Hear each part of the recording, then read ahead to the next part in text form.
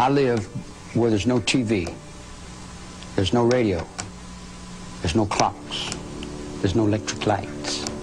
The girls carry water. They don't wear makeup. They have their babies by themselves. They go in the shack and squat down and have their babies. I live on the ground. I live on the earth.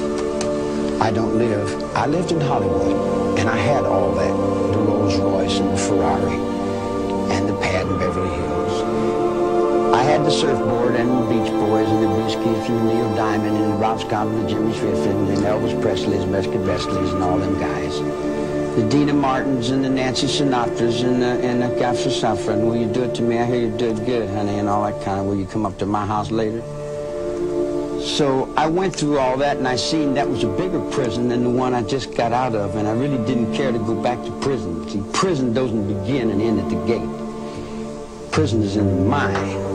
It's locked in one world that's dead and dying, or it's open to a world that's free and alive.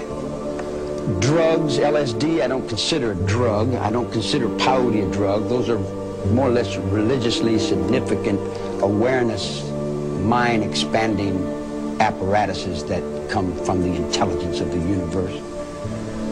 The reason that the girls liked me was, hey now, I'm all around you, hey now, up on your heart I can sing through you. And I play and I sing, and they say, hey man, you got soul in that music. And I said, yeah, I play a little bit, you know. I like music. They said, man, you're really somebody. I said, oh, I am?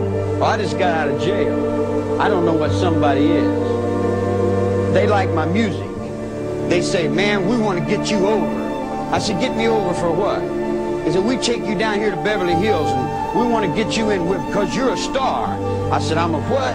They said, you're a star. So they took me to the Beach Boys, and I went and I got on the surfboard and I rode around and I looked and I said, gee, Huila Chingazos, this is more trouble than what I just got out of. You got look at yourself. You got to wear that, whether you like it or not. You got to do things. You got to get up and go through all kinds of changes, whether you want to or not, doesn't matter. Your whole life is put in your paycheck. You couldn't pay me all the money in the world to do something I don't want to do. If I'm shoveling the barn and you want me to go desk at Rumflop, I say, no, I'm doing something right here. I'm helping this blind man. I feel better in doing what I want to do. I did not break the law. Jesus Christ told you that 2,000 years ago. You don't understand me. That's your trouble. Not my fault because you don't understand me. I don't understand you either. But I don't spend my whole life trying to put the blame over on you because my cigarette didn't light or because something didn't work right. What do you want to call me a murderer for? I've never killed anyone. I don't need to kill anyone. I think it. I have it here. I don't need to live in this physical realm. I walk around in the physical realm and I put on the faces and I talk and I play and it's this big act, man.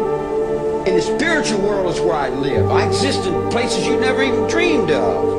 You talk about, you know, this little physical realm you live in, guilty and is in sin. How's your courts guilty?